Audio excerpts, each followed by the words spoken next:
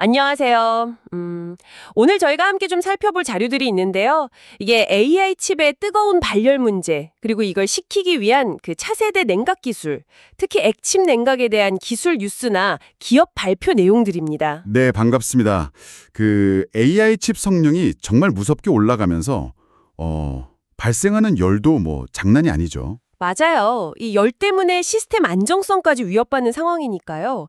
현재는 뭐 액침 냉각이 대세라고는 하는데 이것보다 훨씬 뛰어나다는 액침 냉각 도입은 왜 이렇게 좀 더딘 걸까요? 네, 그게 좀 흥미로운 지점인데요. 네, 그래서 오늘 이 자료들 보면서 핵심을 좀 파악해보고 앞으로 전망은 어떨지 그런 얘기도 좀 나눠보겠습니다. 바로 시작해볼까요? 좋습니다. 우선 액침 냉각이라는 거. 이게 뭐 말 그대로 서버 같은 장비를 특수 액체에 그냥 푹 담가서 식히는 기술이잖아요. 네, 맞습니다. 전기가 통하지 않는 비전도성 액체를 사용하는 거죠. 근데 이 기술 자체는 꽤 오래됐다고 하더라고요. 뭐 1970년대 IBM 이런 데서도 썼다고. 네, 맞아요. 그 메인프레임 컴퓨터 냉각용으로 시도는 됐었는데 아시다시피 그때는 비용 문제가 워낙 커서 널리 쓰이지는 못했죠. 상용화는 좀 어려웠군요. 그랬죠. 그러다가 이제 2010년대 중반쯤 그때 이제 마이크로소프트나 구글 같은 빅테크 기업들이 데이터 센터 효율 때문에 다시 이걸 보기 시작하면서 상용화 논의가 좀 불붙기 시작했어요. 아하, 데이터 센터 전력 소모나 뭐 그런 효율성 문제 때문에 다시 꺼내든 카즈군요. 그렇죠. 전력 효율 개선에 이게 효과가 크거든요. 그런데요.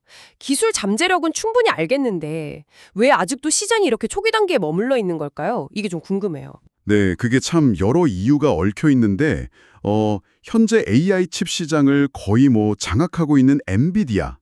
이 엔비디아의 행보를 좀 주목할 필요가 있습니다. 엔비디아요? 구체적으로 어떤 영향이죠? 엔비디아가 현재는 그 액체 냉각 방식, 그러니까 콜드 플레이트 같은 걸 쓰는 방식을 주력으로 밀고 있거든요. 근데 액침 냉각 환경에서 자기네들 GPU가 뭐 얼마나 오래 잘 버티는지 그 수명에 대한 보증 인증을 아직 안 해주고 있어요. 아, 보증이 없다. 이거 크네요. 그렇죠. 데이터 센터 운영하는 회사들 입장에서는 뭐 수백억, 수천억짜리 서버랑 칩을 쓰는데 제조사가 이 방식 쓰면 우리 책임 못 져요? 하면 섣불리 도입하기가 굉장히 어렵죠. 이게 시장 성장을 더디게 만드는 아주 결정적인 요인 중 하나예요. 하긴 그렇겠네요. 아무리 성능이 좋아도 리스크가 너무 크니까. 그럼 비용 문제도 여전히 좀 남아있는 건가요? 아까 잠깐 언급하셨지만. 정확합니다. 액침 냉각은 서버 전체를 그 특수 용액에 담가야 하잖아요.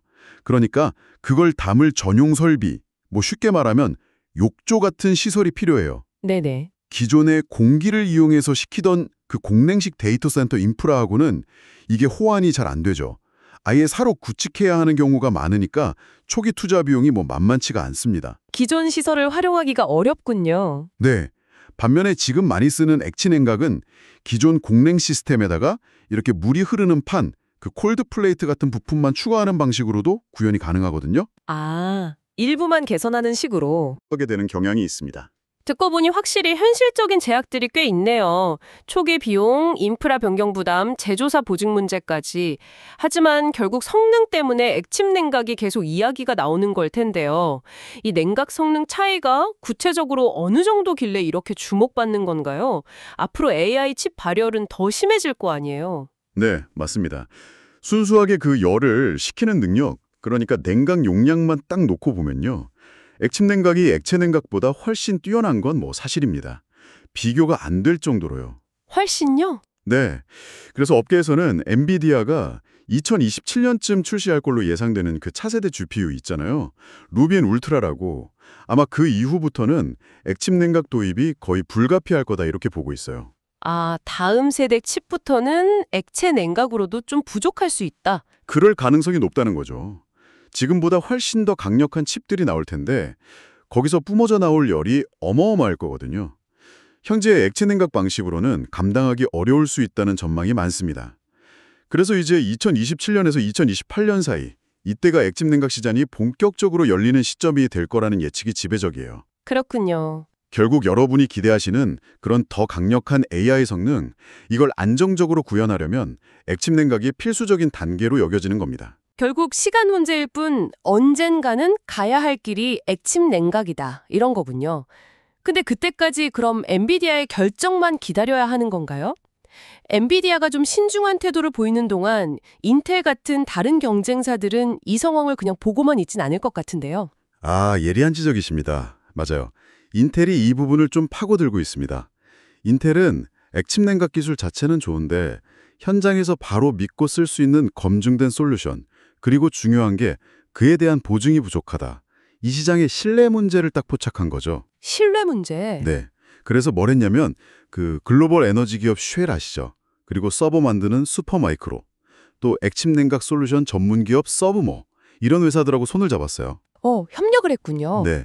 그래서 자기네들 지온 프로세서 4세대랑 5세대용 완전 액침 냉각 솔루션을 공동으로 검증하고 업계 최초로 공식 인증까지 해버렸습니다.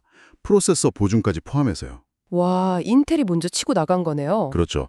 우리가 검증하고 보증까지 해주니까 데이터 센터들 안심하고 우리 솔루션 써봐라 이거죠. 액침 냉각 도입의 가장 큰 걸림돌 중 하나였던 신뢰성 문제를 자기들이 먼저 해결해주겠다는 아주 전략적인 움직임입니다. 어떻게 보면 엔비디아가 약간 주저하는 틈을 타서 시장 주도권을 좀 잡아보려는 시도라고 해석할 수도 있고요. 이야, 흥미롭네요. 엔비디아의 보증 부재라는 약점을 인텔이 파고드는 형국이군요. 네, 그런 측면이 있죠. 냉각이라는 굉장히 강력한 냉각 기술이 있음에도 불구하고 시장을 꽉 쥐고 있는 칩 제조사의 보증 정책이라든지 또 기존 인프라를 바꾸는 데 드는 비용 같은 아주 현실적인 장벽 때문에 생각보다 확산이 더디구나 하는 점을 명확히 알 수 있었습니다. 기술 자체의 성능만큼이나 이 시장 상황이나 경제성 같은 게 정말 중요하다는 걸 보여주는 것 같아요. 그렇습니다. 뭐 기술만 좋다고 다 되는 건 아니니까요. 하지만 앞서 말씀드린 것처럼 2027년 이후 엔비디아의 차세대 칩 출시와 맞물려서 시작이 본격적으로 성장할 거라는 기대감은 분명히 크고요. 네, 그 시점이 중요하겠네요. 그리고 또 그 전에 인텔이 쉘 같은 파트너들과 협력해서 인증된 솔루션으로 먼저 신뢰의 문을 열려고 하는 시도, 이것도 앞으로 시장에 어떤 영향을 미칠지 지켜봐야 할 중요한 변수입니다. 그렇죠. 결국 AI 기술 발전에 어떻게 보면 잘 안 보이는 병목 현상이 바로 이 발열 문제인데, 이걸 해결하려는 냉각 기술의 진화는요, 앞으로 여러분이 AI 산업 동향을 파악하실 때 계속해서 주목해야 할 핵심적인 흐름이라고 생각합니다. 어쩌면 미래 AI 경쟁의 승패는 단순히 칩 성능만 가지고 결정되는 게 아니라 그 엄청난 열기를 누가 가장 효율적으로 또 안정적으로 관리하는가, 이 냉각 솔루션 생태계를 누가 먼저 장악하느냐에 달려있을지도 모르겠습니다. 와, 냉각 기술이 미래 AI 경쟁의 판도를 바꿀 수도 있다. 이 말씀이시군요. 오늘 정말 흥미로운 이야기 잘 들었습니다. 네, 저도 유익한 시간이었습니다.